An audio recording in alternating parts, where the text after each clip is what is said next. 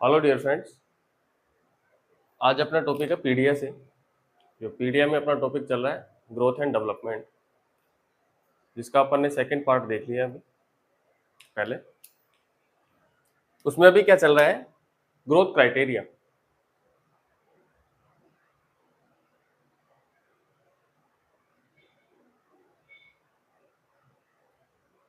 ठीक है, क्या चल रहा है, ग्रोथ क्राइटेरिया। और ग्रोथ क्राइटेरिया के अंदर अपन ने क्या क्या देख लिया, टीथ देख लिया, वेट देख लिया और लेंथ देख लिया। तीन टॉपिक अपन ने डिस्कस कर लिए कल या पिछली क्लास में। आज अपना टॉपिक है फोर्थ, हेड सर्कमफ्रेंस।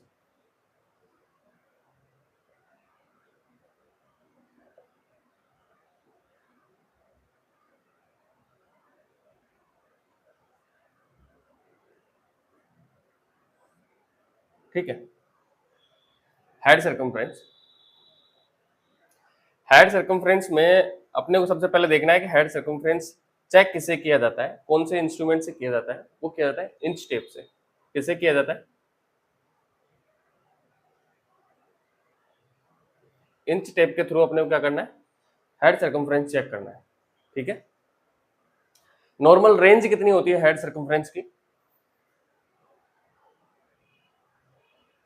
और एवरेज कितना होता है। नॉर्मल रेंज होती है हेड सर्कमफ्रेंस की 33 से 35 सेंटीमीटर। एवरेज कितना हुआ, 34 सेंटीमीटर। ठीक है, हेड सर्कमफ्रेंस देख रहे हैं हम अपन अभी। किससे चेक करेंगे, इंच टेप के थ्रू। हेड सर्कमफ्रेंस की रेंज कितनी होगी, 33 से 35 सेंटीमीटर, या फिर एवरेज कितना होगा, 34 सेंटीमीटर। ठीक है, अब अपन देखते हैं इसकी स्पीड, किस स्पीड में या किस मैनर में ये इंक्रीज होगा। ठीक है, कौन सी एज पर। स्पीड देखें,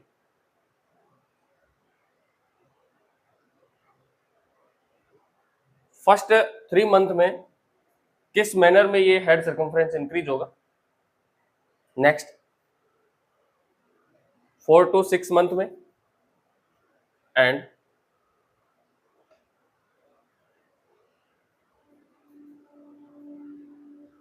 7 से 12 महीने में किस स्पीड से हेड सर्कमफ्रेंसेस इंक्रीज होगा। पहले एट बर्थ से 3 महीने तक की उम्र में, एट बर्थ से 3 महीने तक की उम्र में हेड सर्कमफ्रेंस किस स्पीड से बढ़ेगा, 2 सेंटीमीटर पर मंथ के अकॉर्डिंग बढ़ेगा। पहले 3 महीने के अंदर बच्चे में head circumference 2 centimetre per month के अकॉर्डिंग बढ़ेगा। नेक्स्ट 4 से 6 महीने के अंदर देखिए अपन, तो 1 सेंटीमीटर पर मंथ के अकॉर्डिंग, और 7 से 12 में देखें तो 0.5 सेंटीमीटर पर मंथ के अकॉर्डिंग। ये है स्पीड हेड सर्कमफ्रेंस की। ठीक है, इस मैनर में ये क्या होगा, इंक्रीज होगा। ठीक है, तो 3 महीने पे बच्चे की हेड सर्कमफ्रेंस कितनी होगी, 6 महीने पे कितनी होगी, 12 महीने पे कितनी होगी, 2 साल पर कितनी होगी।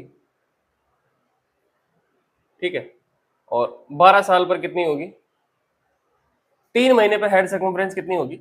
एवरेज ले अपन 34, तो उसके अकॉर्डिंग 3 महीने तक अपन ने देखा कितना है, 1 महीने में 2 सेंटीमीटर बढ़ रही है, 3 महीने में कितनी होगी, 3 सेंटीमीटर, 6 सेंटीमीटर सॉरी, तो कितना हो गया, 40 सेंटीमीटर। नेक्स्ट ऐसे ही करेंगे तो 6 महीने में कितनी होगी, 43 सेंटीमीटर, क्योंकि अगले 3 महीने में 1 सेंटीमीटर बढ़ रहा है पर महीने के अकॉर्डिंग। अगले 3 महीने में 1 सेंटीमीटर के अकॉर्डिंग बढ़ रहा है पर मंथ के अकॉर्डिंग, तो कितना हुआ, 3 सेंटीमीटर और इंक्रीज हो गया। नेक्स्ट 12 महीने पर कितनी होगी ये, 46 सेंटीमीटर, क्योंकि ये ड्यूरेशन है 6 महीने का, और यहां पर इंक्रीज कैसे हो रही है, 0.5 सेंटीमीटर पर मंथ के अकॉर्डिंग। ठीक है, नेक्स्ट 2 साल पे कितनी होगी, 48 सेंटीमीटर, एंड 12 साल पे होगी 52 सेंटीमीटर। एक एडल्ट की हेड सर्कमफ्रेंस कितनी होती है, 54 से 56 सेंटीमीटर। ठीक है, ये है हेड सर्कमफ्रेंस। क्या देखा अपन ने? हेड सर्कमफ्रेंस को चेक करने के लिए अपन इंची टेप का यूज करेंगे, इंच टेप का यूज करेंगे। और हेड सर्कमफ्रेंस की नॉर्मल रेंज कितनी होती है? 33 से 35 सेंटीमीटर। एवरेज कितना होता है? 34 सेंटीमीटर। फर्स्ट 3 मंथ के अकॉर्डिंग या फर्स्ट 3 मंथ में किस मैनर में हेड सर्कमफ्रेंस इंक्रीज होगा? 2 सेंटीमीटर पर महीने के अकॉर्डिंग। नेक्स्ट 1 सेंटीमीटर के अकॉर्डिंग, और नेक्स्ट 6 महीने में 0.5 सेंटीमीटर पर मंथ के अकॉर्डिंग। ये है 3 महीने पे कितनी होगी? 40 सेंटीमीटर, 6 महीने पे 43 सेंटीमीटर, 12 महीने पे 46 सेंटीमीटर, और 2 साल पे 48 सेंटीमीटर, 12 साल पे 52 सेंटीमीटर हो जाएगी हेड सर्कमफ्रेंस। और एडल्ट की हेड सर्कमफ्रेंस कितनी होती है? 54 से 56 सेंटीमीटर। ठीक है, नेक्स्ट इसके बाद में है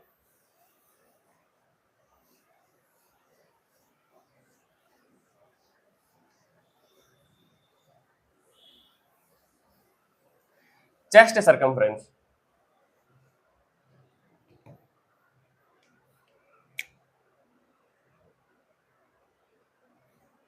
इसके बाद में क्या है? Chest circumference. चेस्ट सर्कमफ्रेंस को भी अपन किससे मेजर करेंगे?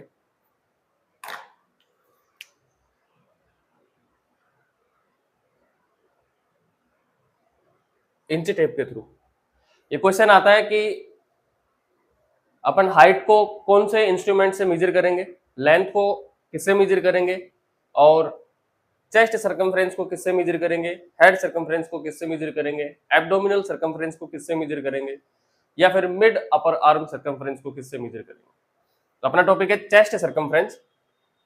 तो इंच टेप के थ्रू क्या करेंगे? मेजर करेंगे। नॉर्मल रेंज कितनी होती है चेस्ट सर्कमफ्रेंस की?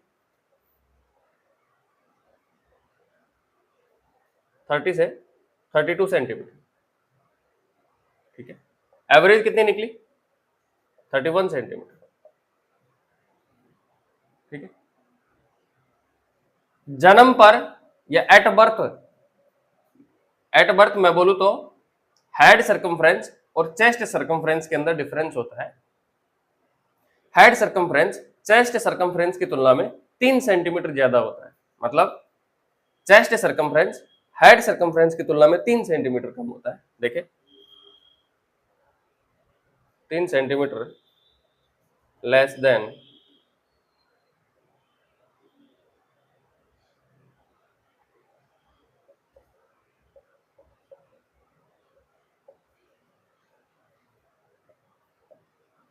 ठीक है, जो चेस्ट सर्कमफ्रेंस है एट बर्थ पे जन्म के समय 3 सेंटीमीटर कम होता है। किसके कंपैरिजन में? हेड सर्कमफ्रेंस के कंपैरिजन में। मतलब मैं बोलूं तो जन्म के समय हेड सर्कमफ्रेंस चेस्ट सर्कमफ्रेंस की तुलना में क्या होता है? ज्यादा होता है। नेक्स्ट 1 ईयर पे हेड सर्कमफ्रेंस और चेस्ट सर्कमफ्रेंस दोनों क्या होते हैं? इक्वल होते हैं। अभी अपन ने देखा 1 साल पर हेड सर्कमफ्रेंस कितना होता है? 46 सेंटीमीटर। तो चेस्ट सर्कमफ्रेंस भी कितना होगा? 46 सेंटीमीटर। ठीक है, जन्म के समय तो 3 सेंटीमीटर का डिफरेंस है, लेकिन 1 साल पर दोनों इक्वल हो जाएंगे। बोले तो कितना? 46 सेंटीमीटर, 46 सेंटीमीटर। 1 साल के बाद में क्या होगा? आफ्टर 1 ईयर जो हेड सर्कमफ्रेंस है और चेस्ट सर्कमफ्रेंस है, तो चेस्ट सर्कमफ्रेंस हेड सर्कमफ्रेंस की तुलना में क्या हो जाएगा? ज्यादा हो जाएगा। ठीक है, हेड सर्कमफ्रेंस चेस्ट सर्कमफ्रेंस की तुलना में कम रहेगा, मतलब चेस्ट सर्कमफ्रेंस इंक्रीज हो जाएगा।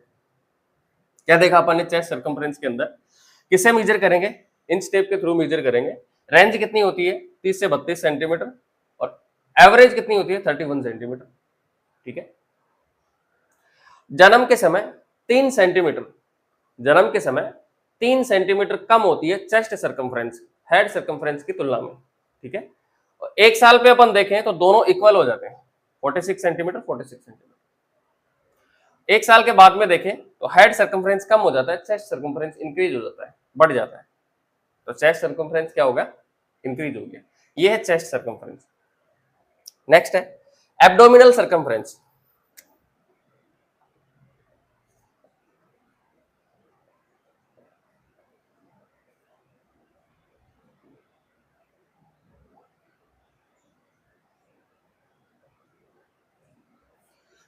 एब्डोमिनल सर्कमफ्रेंस की रेंज कितनी होती है इसकी? एवरेज देखे तो 33 सेंटीमीटर, रेंज कितनी हो गई 32 से 34 सेंटीमीटर। ठीक है, किससे मेजर करेंगे अपन? इंच टेप से।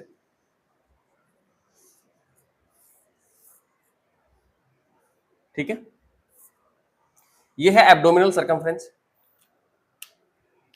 एवरेज कितना है 33 सेंटीमीटर, रेंज पूछे तो 32 से 34 सेंटीमीटर, और किससे मेजर करेंगे? इंच टेप से मेजर करेंगे। नेक्स्ट है एंथ्रोपोमेट्रिक मेजरमेंट के अंदर नेक्स्ट पॉइंट आता है बीएमआई। बीएमआई से पहले mid upper arm circumference.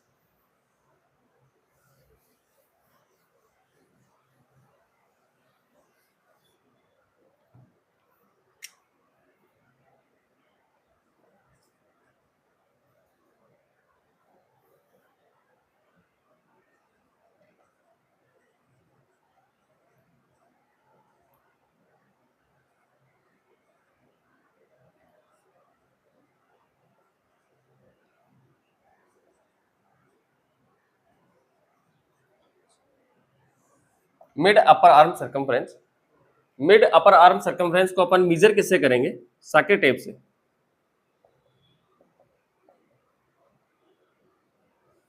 Socket tape से। साकेट टेप क्या होती है? जब अपन ने पहले देखा होगा कि एक स्केल की जैसी आती है, जिसको अपन ये यूं हैंड पे मतलब हाथ पे मारेंगे तो वो क्या हो जाती है? राउंड राउंड हो जाती है ना, गोल गोल हो जाती है, वो अपने हाथ को कवर कर लेती है। ठीक है, वो उसी तरह आती है क्या? साकेट tape. Mid upper arm circumference at birth में कितना होगा? 11 से 12 सेंटीमीटर। ठीक है, एक साल पे कितना होगा? 12 से 16 सेंटीमीटर। 1 से 5 साल पे कितना होगा? 17 सेंटीमीटर। और 12 साल पे कितना होगा? 18 सेंटीमीटर।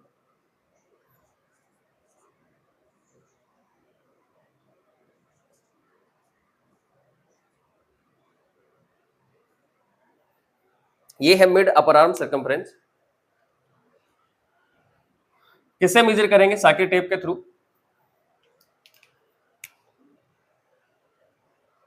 एट बर्थ पे कितनी होती है? 11 से 12 सेंटीमीटर। एक साल पे 12 से 16 सेंटीमीटर। 1 से 5 साल पे कितनी होती है? ये 17 centimetre.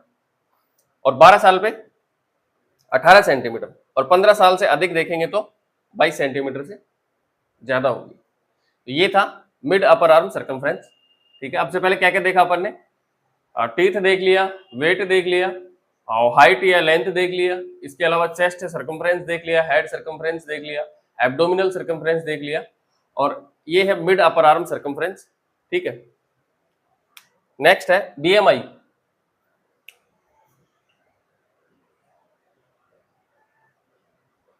Body mass index.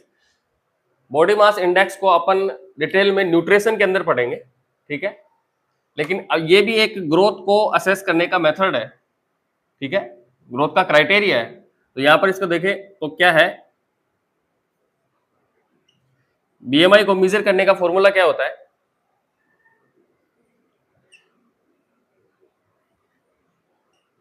Wait in KG, height in metre square. ये बीएमआई को कैलकुलेट करने का फॉर्मूला होता है। और नॉर्मल रेंज कितनी होती है बीएमआई की?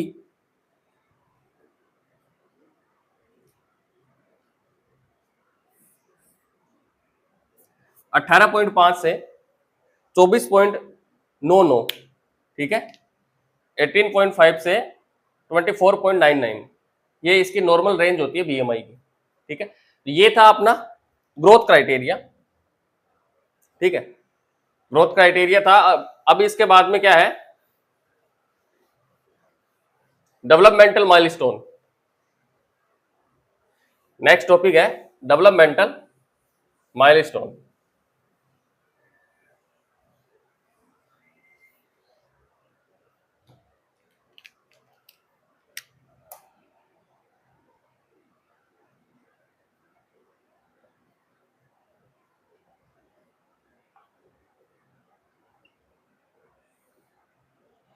डेवलपमेंटल माइलस्टोन, ठीक है। मतलब इसके अंदर अपने को देखना है बच्चा कौन कौन सी एक्टिविटी कौन सी एज पर करता है, क्या क्या सीखता है कौन सी उम्र पे। तो इसके अंदर सबसे पहले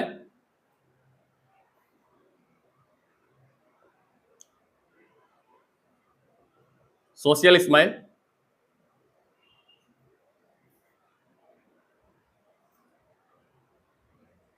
द चाइल्ड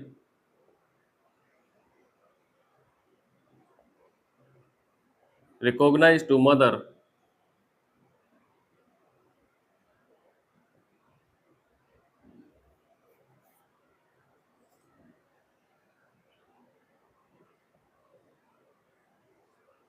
stranger anxiety, ठीक है।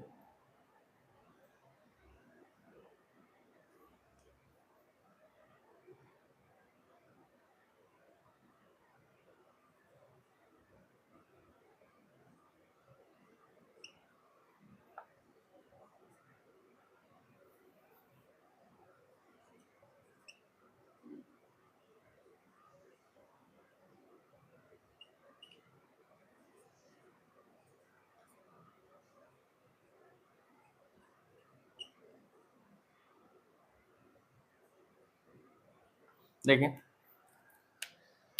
बच्चा सोशल स्माइल करना कब सीखता है, 2 महीने पे। 2 महीने पे बच्चा सोशल स्माइल करना सीख जाता है। The child recognise to mother, माँ को पहचानना कब सीख जाता है बच्चा, 3 महीने पे। स्ट्रेंजर एंजाइटी, बच्चा इसमें क्या करेगा, जब कोई भी अनजान आदमी आएगा बच्चे के पास में तो बच्चा क्या करेगा, क्राई करना स्टार्ट कर देगा। अनजान आदमी को देख के बच्चा क्राई करना स्टार्ट करेगा तो उस कंडीशन को क्या बोलेंगे, स्ट्रेंजर एंजाइटी। और स्ट्रेंजर एंजाइटी कब स्टार्ट होगी, 6 महीने में। Next, head holding. Head holding मतलब up to horizontal line and about to horizontal line, दो कंडीशन है। या तो बच्चा इस हॉरिजॉन्टल लाइन तक क्या कर रहा है, हेड को होल्ड कर रहा है, ठीक है। बच्चा क्या सीख रहा है, जो हॉरिजॉन्टल लाइन है वहां तक क्या कर रहा है, उसको होल्ड करना सीख रहा है, या उसके ऊपर तक हॉरिजॉन्टल लाइन से अबव तक क्या कर रहा है, होल्ड करना सीख रहा है। तो हॉरिजॉन्टल लाइन तक हेड को होल्ड करना कब तक सीखेगा बच्चा, 6 वीक। 6 वीक में बोलू तो 1.5 महीना, ठीक है। और 12 वीक पे क्या करेगा बच्चा, हॉरिजॉन्टल लाइन के अबव हेड को क्या करेगा, होल्ड करना सीख जाएगा। फिर से देखिए डेवलपमेंटल माइलस्टोन के अंदर कि सोशल स्माइल करना कब सीखेगा बच्चा, 2 महीने पे। और चाइल्ड को रिकॉग्नाइज का मतलब चाइल्ड रिकॉग्नाइज टू मदर 3 महीने पे सीखेगा। स्ट्रेंजर एंजाइटी 6 महीने पे। और हेड को होल्ड करने के लिए हॉरिजॉन्टल लाइन तक होल्ड करेगा तो वो 6 वीक पे। और अबव हॉरिजॉन्टल लाइन 12 वीक पे, ठीक है। Next,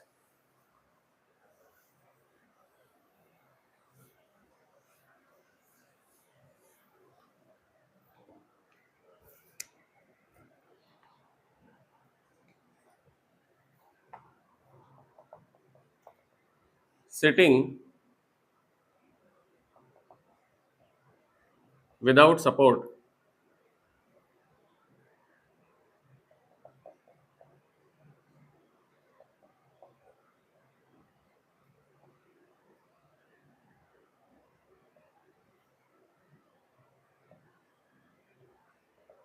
standing without support,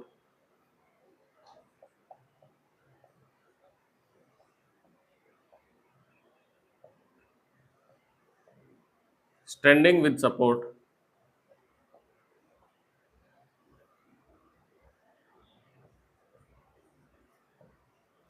walking without support,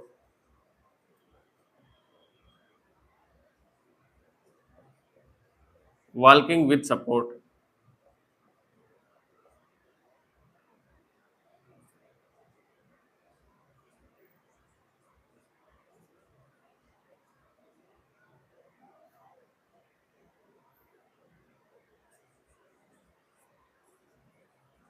move down from stairs.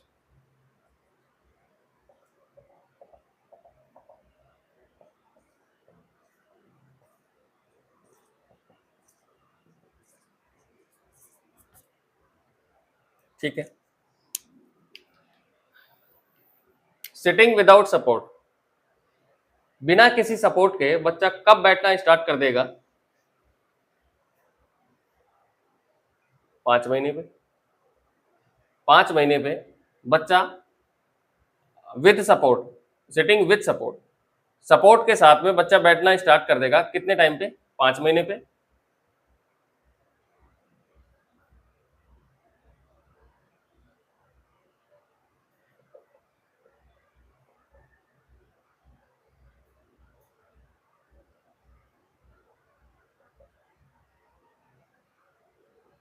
ठीक है।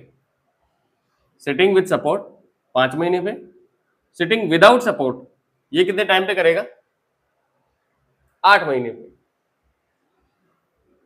स्टैंडिंग विद सपोर्ट, ठीक है, किसी भी सहारे से बच्चा खड़ा होना सीखेगा।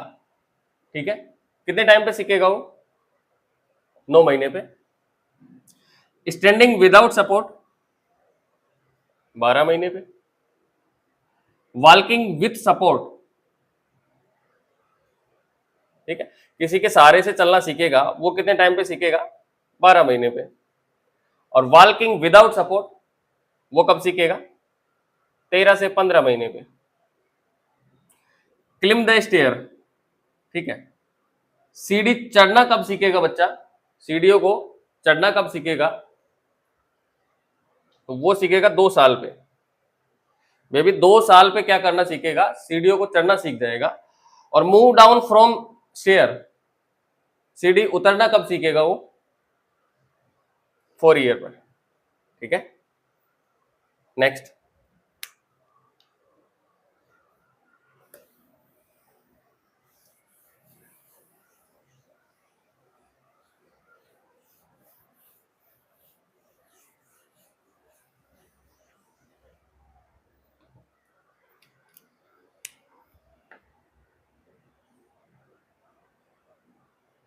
Crawling, creeping,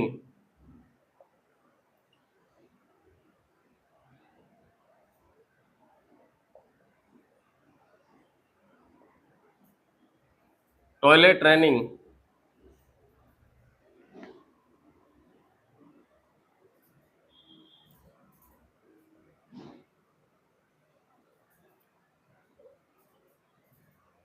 bowl and bladder control,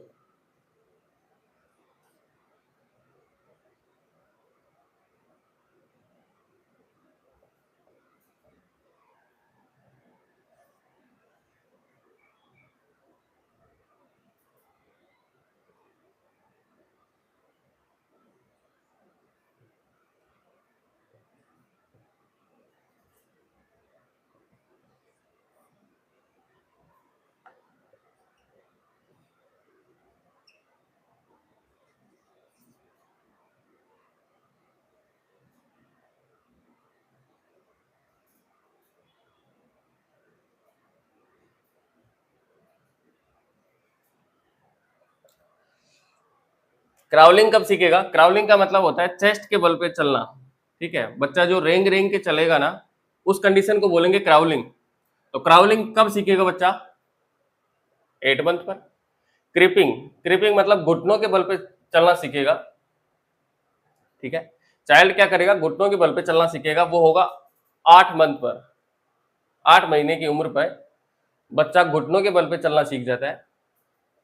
toilet training, toilet training कब स्टार्ट करनी चाहिए या करवा देनी चाहिए? 18 महीने पे। Bowel and bladder control,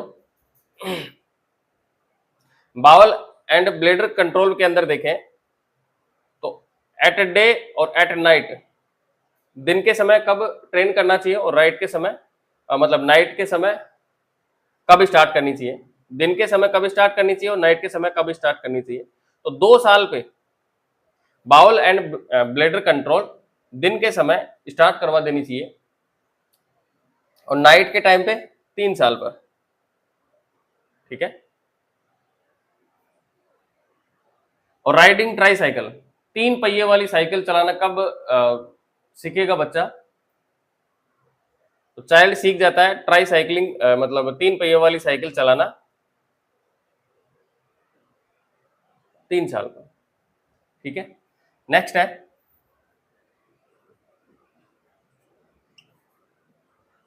crude grace,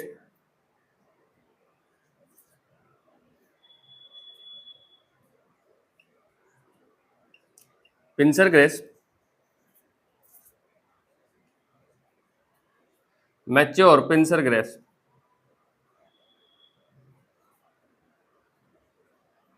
ठीक है।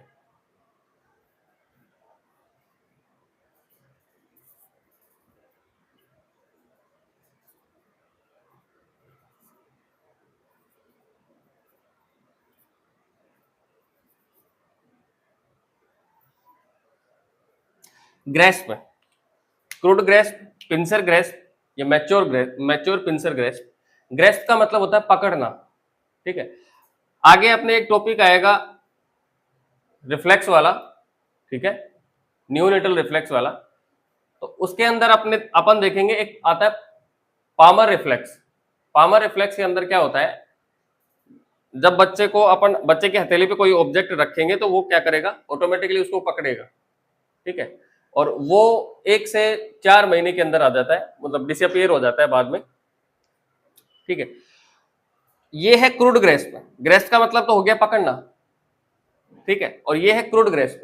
क्रूड ग्रेस्प का मतलब क्या हुआ, 2 एस्पेक्ट है, एक तो रेडियल एस्पेक्ट और एक अल्नार एस्पेक्ट। ठीक है। एक तो है रेडियल एस्पेक्ट और एक है अल्नार एस्पेक्ट। जब बच्चा क्या करेगा, एक तो रेडियल एस्पेक्ट के थ्रू पकड़ना स्टार्ट करेगा और एक अल्नार एस्पेक्ट के थ्रू पकड़ना स्टार्ट करेगा। ठीक है। किसी भी ऑब्जेक्ट को या तो अल्नार एस्पेक्ट के थ्रू या फिर रेडियल एस्पेक्ट के थ्रू पकड़ना स्टार्ट करेगा। तो क्रूड ग्रेस्प के अंदर क्या होगा, बच्चा या बेबी क्या करेगा, रेडियल मतलब अल्नार एस्पेक्ट के थ्रू क्या करेगा, पकड़ना स्टार्ट करेगा। मतलब इनर साइड, हैंड के इनर साइड से पकड़ना स्टार्ट करेगा। ठीक है। और पिंसर ग्रेस्प के अंदर क्या होगा, जो रेडियल एस्पेक्ट है उसकी तरफ से बच्चा क्या करेगा, उसको पकड़ना स्टार्ट करेगा। ठीक है। कैसे स्टार्ट करेगा, यू। नेक्स्ट है mature pincer grasp. Mature pincer grasp कब होगा, मैच्योर पिंसर ग्रेस्प क्या होता है, इसके अंदर ना तो अल्नार एस्पेक्ट का यूज करेगा ना रेडियल एस्पेक्ट का यूज करेगा। इसके अंदर सिर्फ और सिर्फ बच्चा क्या करेगा, एक फिंगर और एक थंब के थ्रू ऑब्जेक्ट को पकड़ेगा। तो ये है मैच्योर पिंसर ग्रेस्प। ये क्या है, क्रूड ग्रेस्प। और ये क्या है, पिंसर ग्रेस्प। और ये क्या है, mature pincer grasp. Crude grasp करना कब सीखेगा बच्चा, 5 से 6 मंथ की एज पर। ठीक है। 9 महीने की उम्र पर क्या सीखेगा, पिंसर ग्रेस्प। और मैच्योर पिंसर ग्रेस्प 12 महीने की उम्र पर क्या सीख जाएगा, मैच्योर पिंसर ग्रेस्प। नेक्स्ट है अनड्रेस सेल्फ। जो अपने कपड़े हैं बच्चा कब उतारना सीखेगा, और ड्रेस सेल्फ। अनड्रेस सेल्फ सीखेगा 2 ईयर पे और ड्रेस सेल्फ सीखेगा 3 ईयर पे। ठीक है। Next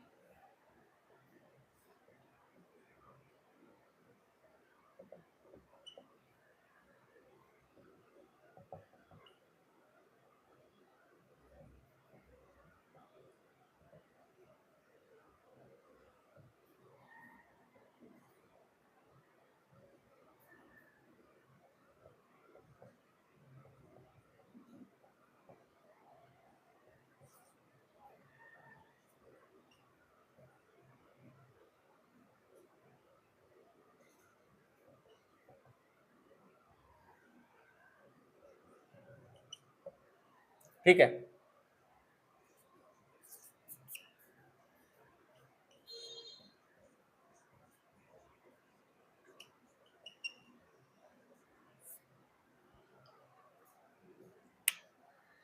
hand to mouth coordination and wave bye bye. Hand to mouth coordination के अंदर देखिए तो ये कब सीखता है बच्चा? हैंड टू माउथ कोऑर्डिनेशन का मतलब क्या होता है? इसके अंदर बच्चे को जो भी सामान मिलेगा या फिर वो जो भी ऑब्जेक्ट मिलेगा वो डायरेक्ट कहाँ पे जाएगा? मुंह में डालेगा वो, ठीक है। और ये होती है 6 मंथ की उम्र पे ये सीखता है बच्चा, ठीक है। इसी कंडीशन के अकॉर्डिंग या फिर इसी कंडीशन के दौरान या जब बच्चा हैंड टू माउथ कोऑर्डिनेशन सीखता है उसी दौरान क्या होता है, 6 मंथ की एज पर ही बच्चे के अंदर टीथ आना स्टार्ट होते हैं। तो सबसे मेजर प्रॉब्लम वहां पर क्या होती है, जब दांत आते हैं तो या टीथ आती है तो डायरिया होता है, ठीक है। और अपन सोचते हैं कि डायरिया किस वजह से हो रहा है, दांत आ रहे हैं इस वजह से हो रहा है। नहीं, वो इस वजह से हो रहा है कि बच्चों को कोई भी थिंग मिले या कोई भी ऑब्जेक्ट मिले वो डायरेक्ट मुंह में डालेगा, ठीक है, चाहे वो इन्फेक्टेड हो या फिर इन्फेक्टेड नहीं हो। यदि वो इन्फेक्टेड सब्सटेंस है या इन्फेक्टेड थिंग है या ऑब्जेक्ट है वो डायरेक्ट मुंह में डालेगा तो उस इन्फेक्शन की वजह से डायरिया होता है। बोले तो इंटेस्टिनल इन्फेक्शन की वजह से बच्चे के अंदर यहाँ पर क्या होता है, डायरिया होता है, ठीक है। ऐसा नहीं है, ये मिथ बनी हुई है कि जब बच्चे के दांत आएंगे या टीथ आएंगे उस कंडीशन के दौरान क्या होगा, डायरिया होता है। डायरिया ऐसे नहीं होता, डायरिया होता है इन्फेक्शन के केस के अंदर। तो क्या देखा अपन ने, जब हैंड टू माउथ कोऑर्डिनेशन के अंदर देखें अपन, हैंड टू माउथ कोऑर्डिनेशन के अंदर, तो हैंड टू माउथ कोऑर्डिनेशन के अंदर देखेंगे तो उसके अंदर क्या होगा, कितने टाइम पे सीखेगा ये, 6 महीने पे, ठीक है। और वे बाय बाय ये कितने टाइम पे सीखेगा,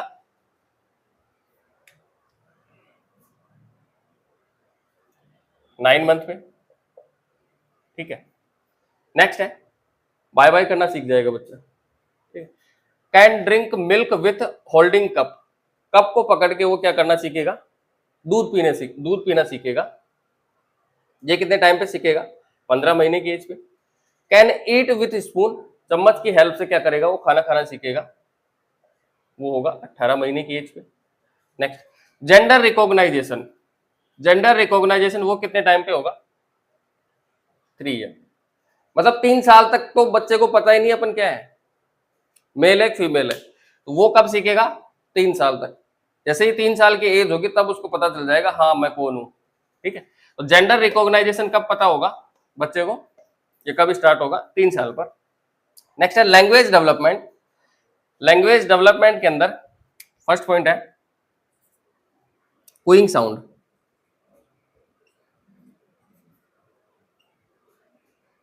next,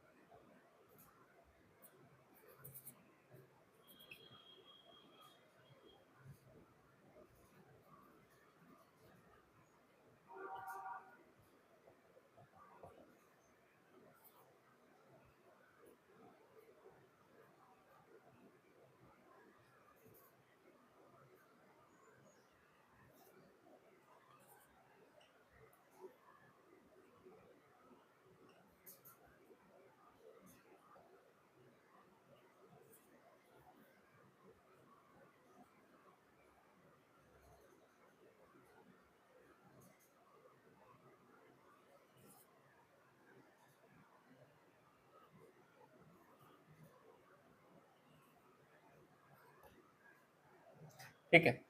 cooing sound language development के अंदर है कूइंग साउंड। कूइंग साउंड मतलब बच्चा किलकारियां मारने लग गया, ठीक है। जैसे स्टार्ट में क्या होता है, बच्चा या बेबी या फिर चाइल्ड वो नहीं बोलता माँ पा बा, ऐसा नहीं बोलता स्टार्ट में। सबसे पहले वो किसी को भी देखेगा, माँ को देखेगा या पापा को देखेगा या किसी भी नॉन पर्सन को देखेगा तो वो क्या करेगा, किलकारियां मारना स्टार्ट करेगा। तो किलकारियां मारना स्टार्ट करेगा, वो कब स्टार्ट होगा, 3 महीने की एज पर। 3 महीने की as per cooing sound start होगा। एंड लाफ लाउडली ठीक है, वो जोर जोर से हंसना कब स्टार्ट करेगा? 4 महीने की उम्र पे। नेक्स्ट, मोनोसिलेबल वर्ड, ठीक है, मोनोसिलेबल वर्ड बोले तो माँ, पा, ये, ठीक है। ये वर्ड बोलना कब स्टार्ट करेगा बच्चा?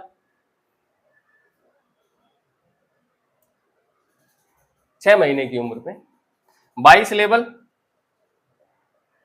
मामा, पापा, काका, ये कब स्टार्ट करेगा? 9 महीने की उम्र पे। 1 से 2 word, 1 to 2 word, 1 to 2 word with meaning,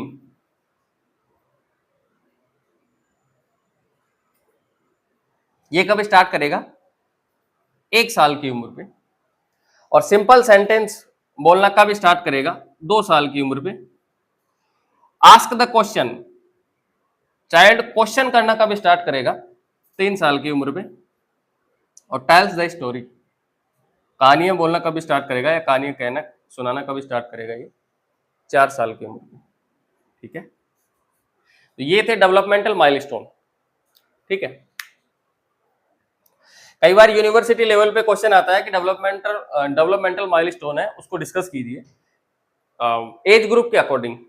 तो आपका ये काम है, यदि वहां पे क्वेश्चन ये आए तो उसके अंदर क्या करना है अपने को? एज ग्रुप के अकॉर्डिंग, जैसे कि इन्फेंट है, टोडलर है ना, प्री स्कूलर है, स्कूलर है या फिर एडोलसेंट है, उसके अकॉर्डिंग अपने को इसको क्या करना है? छांट के उसके अंदर लिखना है, ठीक है, अलग करके। नेक्स्ट इस चैप्टर के अंदर अपना लास्ट पॉइंट है प्ले।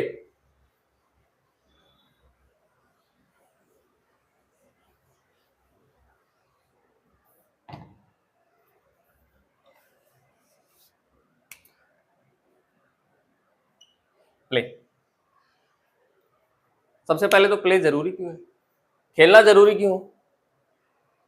क्योंकि बच्चा खेलेगा नहीं तो उसका ग्रोथ या फिर डेवलपमेंट नहीं होगा, इसीलिए खेलना बहुत जरूरी है बच्चे के लिए, ठीक है।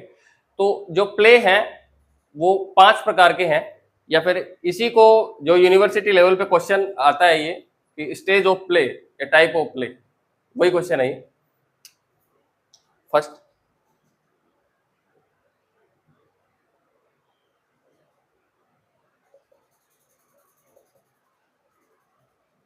Unoccupied play. Second, parallel play. Third,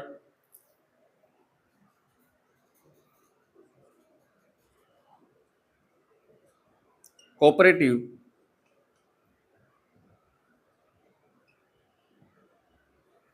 या एसोसिएटिव प्ले।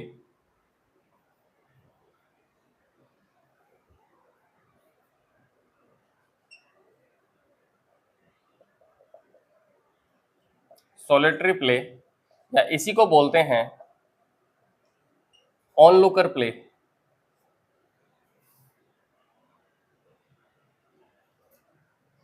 लास्ट है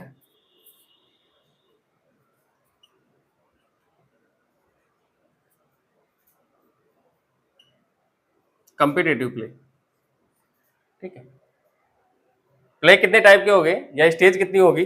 अनऑक्यूपाइड प्ले, सॉलिटरी या फिर लुकर प्ले, सॉलिटरी या फिर on looker play, parallel play, cooperative या एसोसिएटिव प्ले, और कंपिटेटिव प्ले, ठीक है।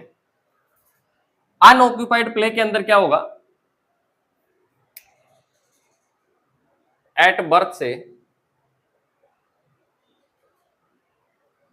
3 महीने की उम्र पर, एट बर्थ से 3 महीने की उम्र पर कौन सा प्ले मिलता है?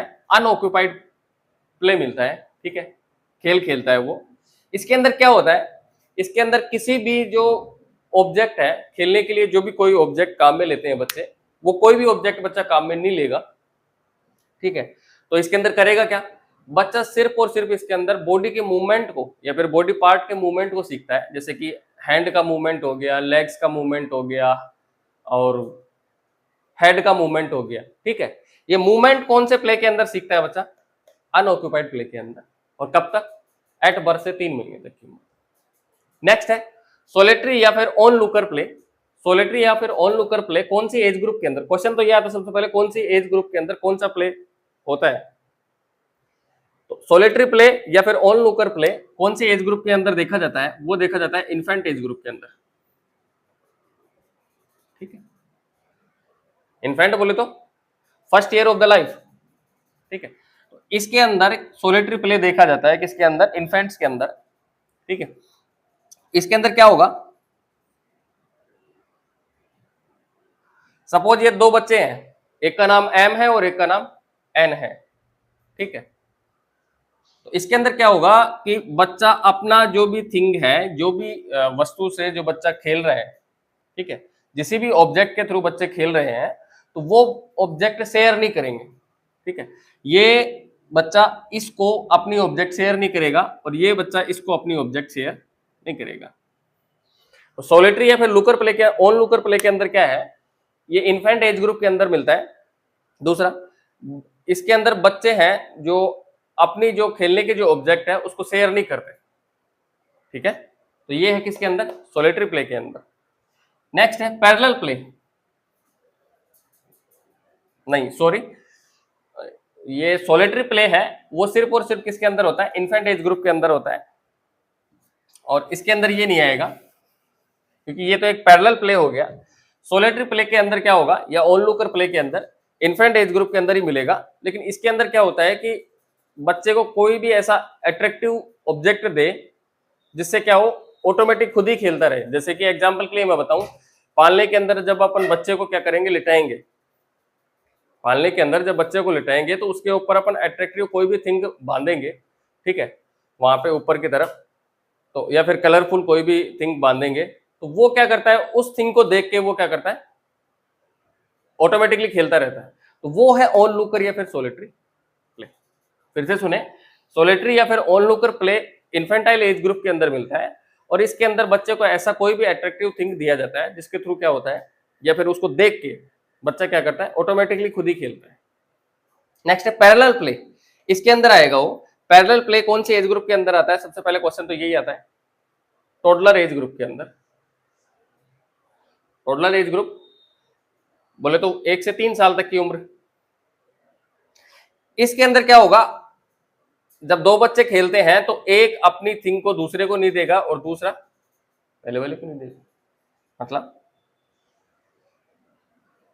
सपोज ये दो बच्चे हैं, इसके पास अपने खिलौने हैं, इसके पास अपने खिलौने हैं, ये अपने खिलौने इसको साझा नहीं करेगा, ये अपने खिलौने इसको साझा नहीं करेगा। ये है पैरेलल प्ले, और कौन सी एज ग्रुप के लिए है? टोडलर एज ग्रुप के लिए। नेक्स्ट है कोऑपरेटिव या एसोसिएटिव प्ले। कोऑपरेटिव या एसोसिएटिव प्ले कौन सी एज ग्रुप के लिए आएगा? ये है प्री स्कूलर। प्री स्कूलर में बोलूं तो 3 से 6 साल तक की उम्र के बच्चे। क्वेश्चन आए कि कोऑपरेटिव या एसोसिएटिव प्ले कौन सी एज ग्रुप के बच्चे के अंदर देखा जाता है, तो वो होगा प्री स्कूलर एज ग्रुप या फिर 3 से 6 साल के बच्चे के अंदर ये प्ले देखा जाता है। ठीक है, इसके अंदर क्या होता है, इसके अंदर बच्चे हैं जो म्यूचुअल गोल होता है इसके अंदर। ठीक है, जैसे कि एग्जांपल के लिए मैं बताऊं, जब 3-4 बच्चे एक साथ खेल रहे हैं और वो क्या खेल रहे हैं कि पत्थरों की वो क्या कर रहे हैं, एक बिल्डिंग बना रहे हैं। ठीक है,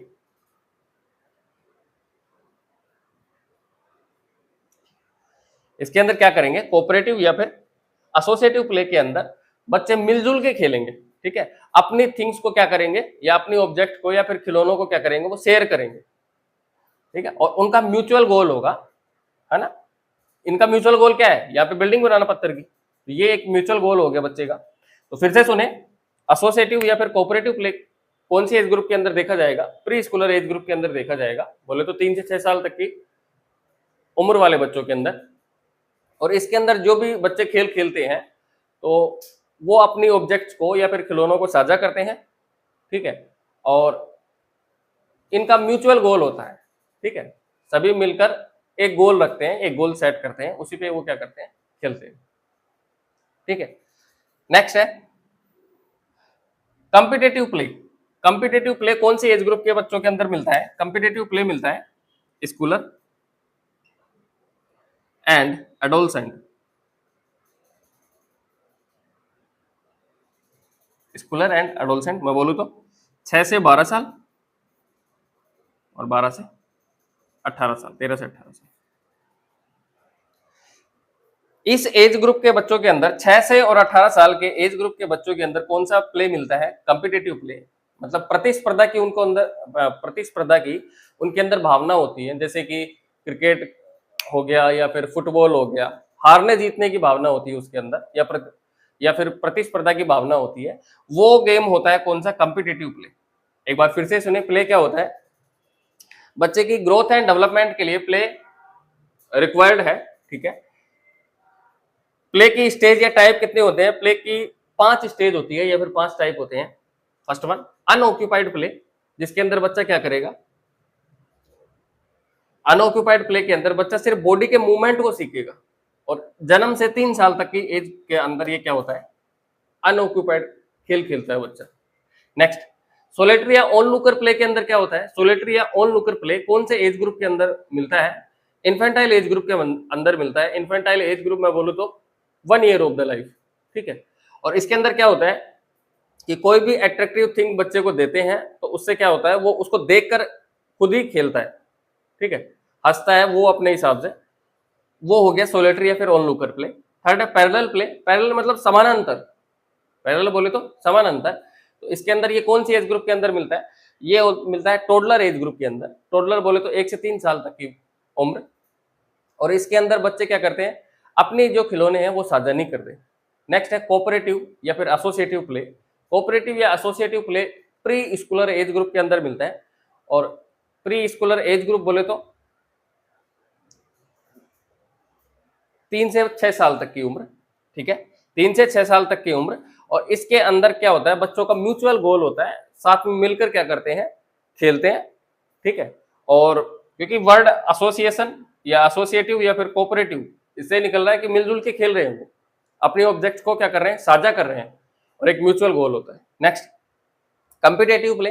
कॉम्पिटिटिव मतलब प्रतिस्पर्धा की भावना होती है बच्चों के अंदर, और वो कौन सी एज ग्रुप के अंदर मिलता है? स्कूलर एज ग्रुप या फिर Schuler age group and adolescent age group, ठीक है।